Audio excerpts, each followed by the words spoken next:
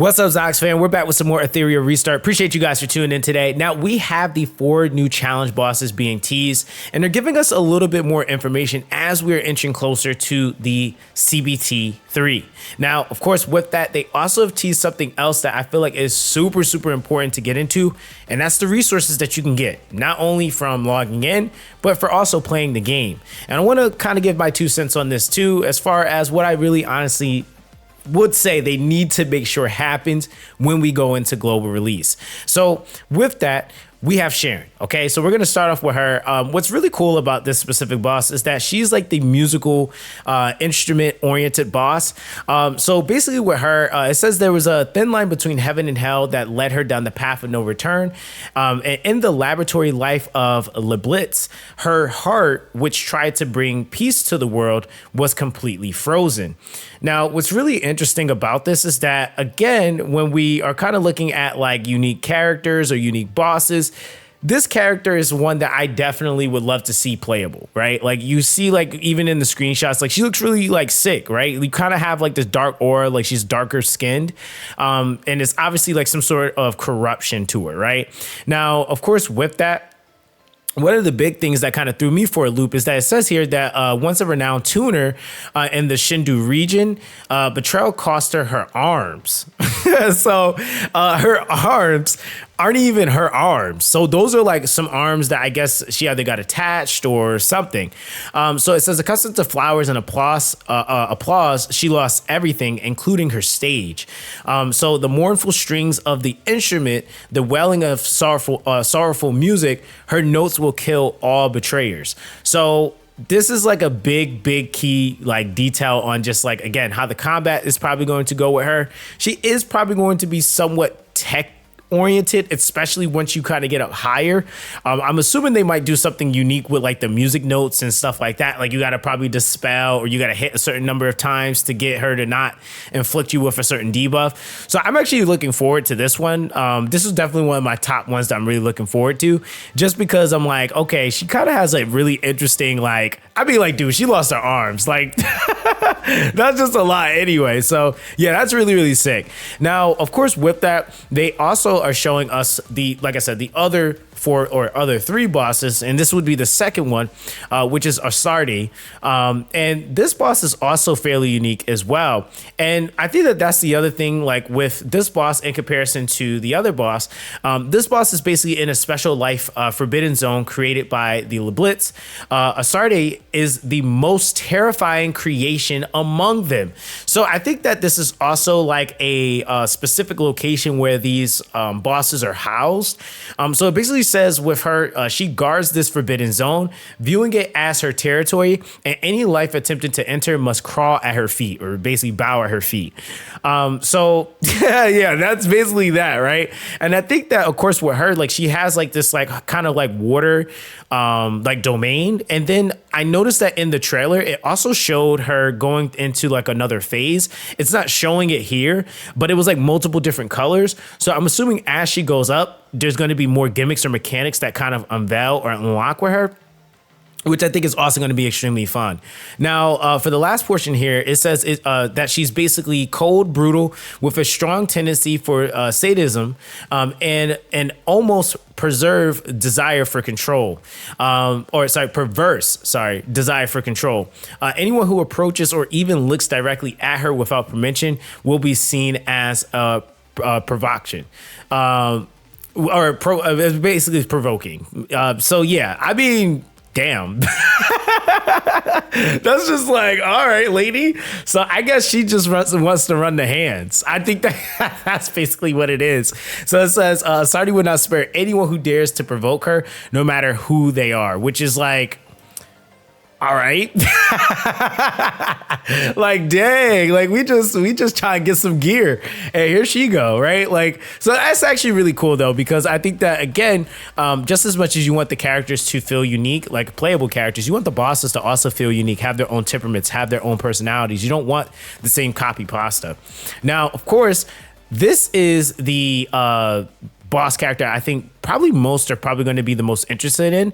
And this is Lindelle. And Lindelle is actually really interesting to me because this is actually the body of Doki. Now, this, of course, like I said, I feel like it's going to pique the most interest just because there is a playable character that was made off of this boss. So basically, this is one of the bosses that they consider one of the 13 executioners of the RCS. She was killed by painting's design, yet retained a trace of self-awareness. After becoming a data life, or basically like just like a artificial being, she was fused with a special primordial substance, becoming the most important part of the RCS's data angel plan. Again, we don't know exactly what that is, but that's probably something that's infused or tied into like the story component. Now, it basically says with her, and again, this is like just kind of looking at like maybe what we might see with Doki. I think that these are going to be some of the abilities we might see. Maybe not as like super OP, but they'll probably be somewhat similar to kind of like, you know, show like, okay, this unit kind of resembles the boss or is like correlated to the boss. But what it has here is that ambition is slowly burning away everything she has. And it says now she has become a hybrid being between data life and otherworldly entities. So I don't know if this is going to be leading us into bigger bosses because it says it's one of the 13 executioners. So I'm like, bruh, who are the other 12? And what number is she, right? So I think that also for me is something that I'm kind of like really excited about because I'm like, okay, if this is one of the 13, and it's saying she's one of the most important for the angel plan, but it doesn't necessarily mean that she's the strongest one, right? So that also, again, is another key thing that they kind of left out. So, hey, I'm gonna digress there. Y'all let me know how y'all feel about that because I feel like these bosses are pretty interesting, honestly. So then lastly, for the boss component here, we have Whitney. Now, Whitney was probably like one of the most regular looking ones, but she has a gimmick that I was like, ooh, this might be a little tedious or annoying. And you can kind of see that she has like a clock with her. She has clocks on her swords. So she messes around with time. And that was something that I was like, oh man, this is about to be ridiculous. So basically, Whitney is one of the youngest scientists in the Libid's life project. Whitney has achieved astonishing accomplishments in the field of mechanical life sciences. Being passionate, meticulous, stubborn, arrogant, and invincible, extremely obsessed with the mechanical research is essentially her thing, right? So that, again, I guess we're going to probably see some more mech-oriented aspects to her combat and battle with her or going up against her. But she looks really cool. She looks really, really freaking cool. Now, of course, with that, they basically have it to where Whitney created what she deemed the perfect life, the clock Latine, but also got lost in the spiral of time. Oh, so she might be older than what she actually is. So then it says, however, such an obsession has caused her to lose her original self, deconstructing life into mechanics, deconstructing fate and time into scales, and after merging the final product of the God Crystal with the Zero Core. So I don't know what those two things are, but that obviously, it got to be something tied to the story. So we'll probably see what that is, because I noticed that in the way that they were unlocking the bosses, all the bosses were kind of like correlated to a component of the story you had to get through. So I almost feel like that's going to play itself out as we like actually are able to push more of the chapters in the game. So I'm kind of interested in her too, just because I want to know what her time gimmick is. Like, is she going to time stop you like on some like JoJo's Bizarre Adventure type thing? Like, what are we getting into here? Because this is definitely another really cool gimmick. And honestly, it seems like this is like I said, it seemed like she was a basic character, but after kind of getting into that, she's like completely stuck in time. And that is also kind of why she's the way she is or looks the way she is. So again, they're absolutely cooking. So again, that's going to be the 4 bosses that we're going to be seeing added into the game. We'll probably get some more news, after and during the beta. So again, we'll also be playtesting this in a couple of days, and really like a day and a half. So we'll actually be able to get a little bit more of a look at the animations, how hard they hit, how annoying their gimmicks are, etc. So I'm really excited for that. But I really want to get into one of the more important topics that I wanted to talk about in this video, which is the resources that you can get. Okay, so here are going to be all the things that we're going to have accessible as far as sign in, activity, and even some QOL functionalities that's going to help you with figuring out what units you want to build. And there's a lot that we're going to jump into. So we're going to get into it. All right. So here in the first box, this is basically a 7-day login. If you log in for 7 days, you will be getting 5 gacha tickets essentially each day just from that login portion, right? That login event. This was the same login event we had in CBT1. It's lasting for the full duration. It looks like for CBT3. And so I'm assuming this is also going to be in the official release. Again, I'll update you guys on each of these if anything changes, but again, just to kind of keep you aware. But yeah, 5 per day, and then actually on the last day it's 10. So it's 5, 10, 15, 20, 25, 30. You get 40 pulls over 7 days. I think that's actually pretty nice, right? Especially on a fresh game. I think that's also really important. But that's not all that they're going to have accessible. Here in the second box, this is actually a really important functionality and feature that when I think about like when I was playing Dislight, it took us a really, really long time to get this functionality. This game is launching with it, which is insane.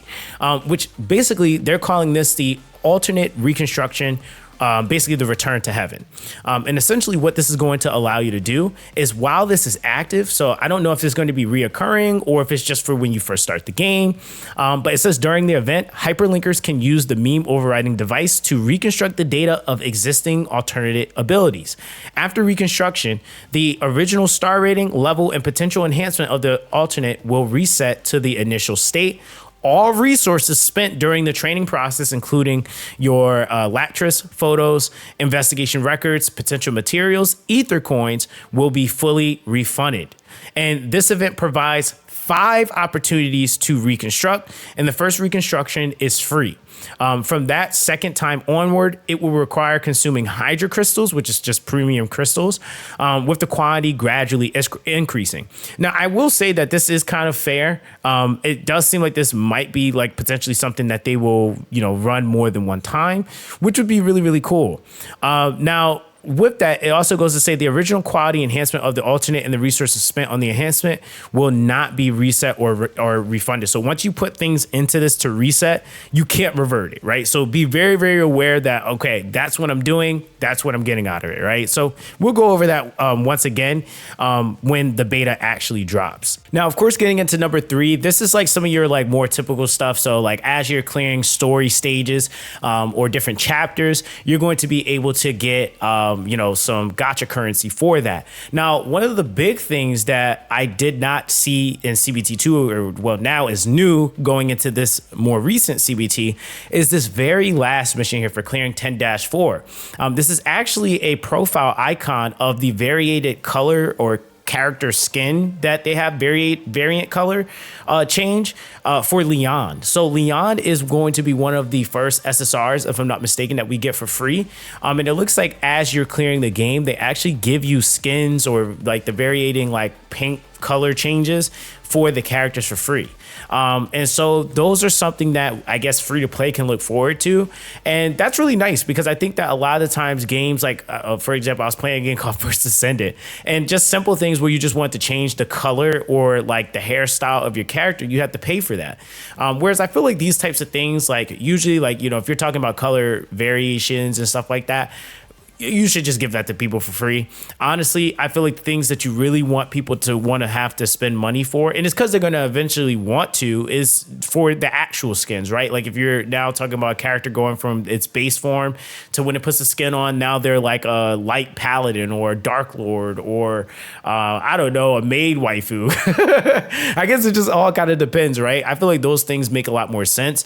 But things like that are just changing the shaders or the colors, those are definitely things that you want to give as an incentive for just simply playing the game, which I think is a really, really good idea and take on their part. Of course, on number 4, this is another one that's very, very, typical to have within the game, which is always still good. You see here, we're able to get some of the Hydra crystals, which is the premium currency of the game. And of course, ether coins, which is like, gold or silver.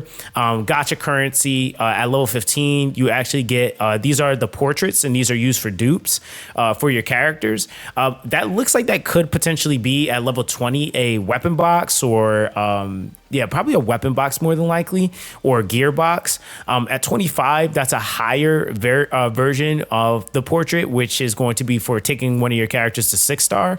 And then, of course, you're seeing that the consistency of getting the Hydra coins and the Ether coin is there.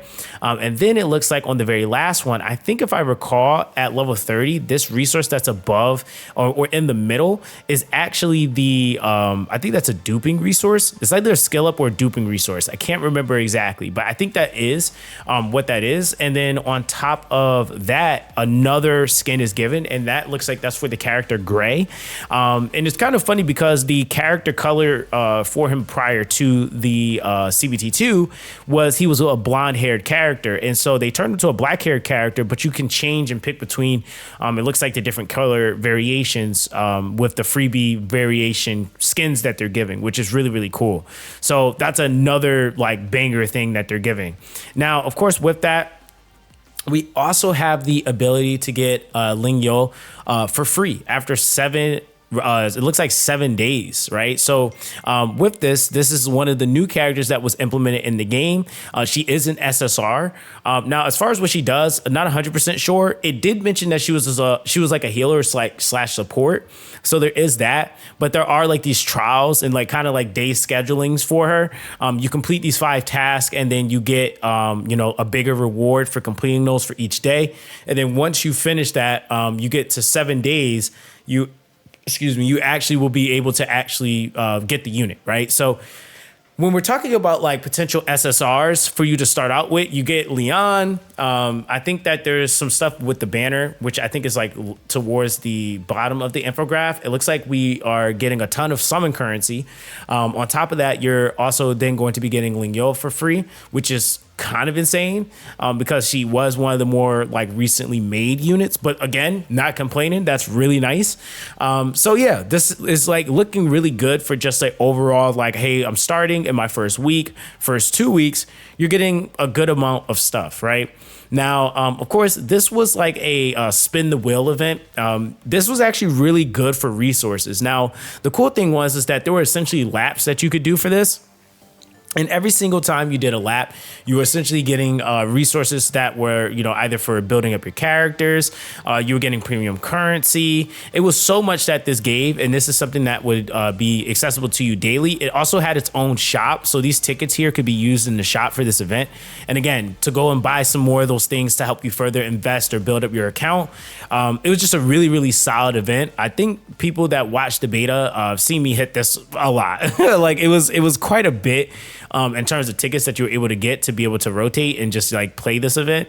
So yeah, this is definitely something else that's going to be accessible. And depending on the node that you land on, it can like give you double, of something, or it could jump you up ahead. Like if you get one roll, it'll double your points or something like that, right? So it's really, really cool.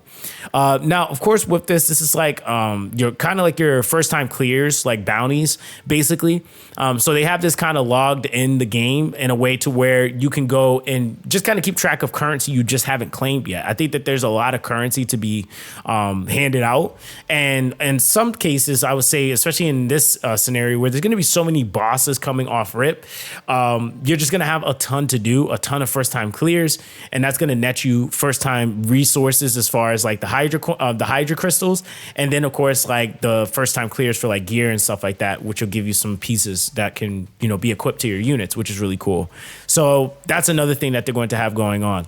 Now here, this is going to be, again, kind of sort of still for like gear. As you're completing different stages and nodes, this is going to be giving you, and you like doing more specific tasks, like using a certain amount of units on a team comp in a certain way, beating a certain boss with a certain debuff or buff. These would be some things that you'll be able to take advantage of. Again, more resources. These crystals are used for gear. I think they all apply to different pieces too, depending on the variation of the color. And then of course we'll have to just see if they changed it or kept the same, because that's just kind of that. But there is that. Now, of course, again, there are still some wanted, like kind of like I guess these kind of like milestone, like type of ordeal type of tasks. Like they're warranted bounties. So like the other ones are just kind of like first time clears. These are actual bounties where like if you beat zone 6, if you beat zone 12 of this boss, if you beat zone 18, zone 24, zone 30, you're going to get these rewards. And not actual bosses. My bad, guys. This is going to be, I think, if I'm not mistaken, trials. So yeah, that'll be accessible. Now, when we get into this last portion here, this is going to be for PvP. So if you do the RTA modes, you do Classic Arena, you do RTA, it looks like there's some more color variation skins that they're going to be giving away. So in total, that's 4 skins, right? Given for free just from playing and doing the challenges that they have accessible in the game, which is kind of insane. You also get some crystals for the first time for linking your social accounts. For us on the global side, it's going to be different. It'll probably be Tap. You'll probably have TikTok. You might have Google and then probably Apple. And then if you're on PC, it might be like Steam or something like that. So yeah, it's going to vary a little bit. Now, I think that for this very last portion, this is definitely the very, very important portion because this is, again, another SSR that we're going to have, accessible. And the cool thing is that you are guaranteed to get an SSR in 40 pulls, right? So your first 40 pulls on this banner, you are guaranteed to get an SSR. You got Shada here, you got Tiamat, you got Heinrich, and more, right? So I'll see if this is going to be a focus. It looks like it's focused, which is kind of crazy. This looks like this is actually focused, which for me personally, that's kind of nice considering that most gacha games like to make things random. And I feel like in a lot of cases, it's just better to let people get what they want. They make that mistake, I feel like sometimes because they're trying to keep value of units and, variate people's accounts and stuff. But I think that that's a good thing to have because either way, the RNG of the game is just going to be the RNG of the game. Like that next banner you rotate out, not everybody's going to get that unit or pull for them, or the banner after that, or the banner after that. So the more opportunities that you give players to get things that they want, the better, right? Like I think that that's also something that's like kind of kind of worth mentioning, right? Like I think that that's super huge. That is super, super huge. So again, we'll see when we actually are able to look at this in game, because then I can actually see what that swapping button does. But that looks like that's what is essentially going to be the case. Okay, so moving on, it looks like Close is also going to be on Rate Up. Again, we're going to get into these characters kits a little bit once we're able to push throughout the game. We're going to try to stream a fair amount of the beta each day, just so you guys can kind of see the like progression cycle and just kind of loop. But Close looks like she's going to be on Rate Up. Again, you'll be able to secure her within 100 pulls, it looks like, which is kind of typical for most banners, right? So again, I gotta look at the rates to see if there's like any mercy system or soft pity that kicks in, which I think it might be. But we just have to kind of wait and see what that's going to look like, right? Now, of course, we also have Messiah, who's also going to be on Rate Up. Same thing with his banner. Looks like it's 100 pulls to guarantee an SSR. But again, we'll have to look at it in depth to see what it's going to look like as far as the pity counter or mercy system that they have set in place.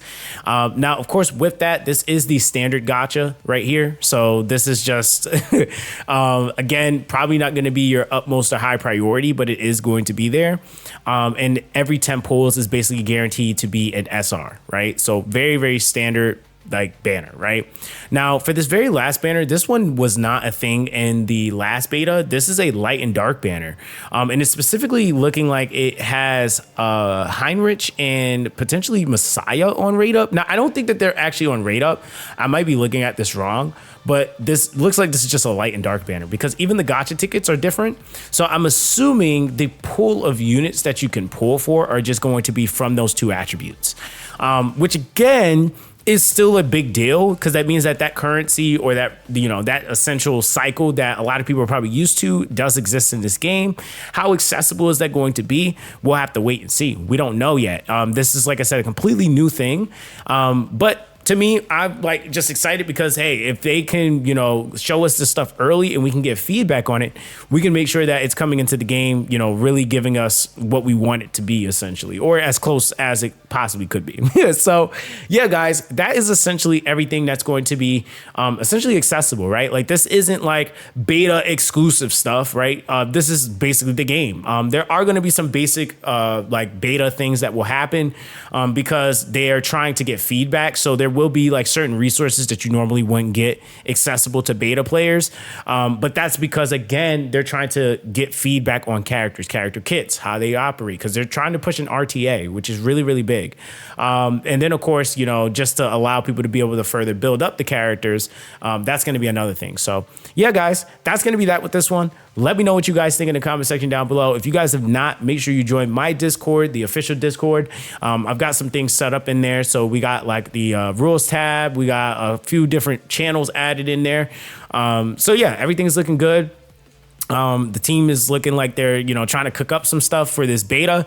And then hopefully after that, we'll be starting to see some more things for the official release. So as soon as I get the word on some of these things and approvals, I will let you guys know. So that's going to be that with this one, guys. Everyone, stay blessed, and I'll catch you guys in the next one.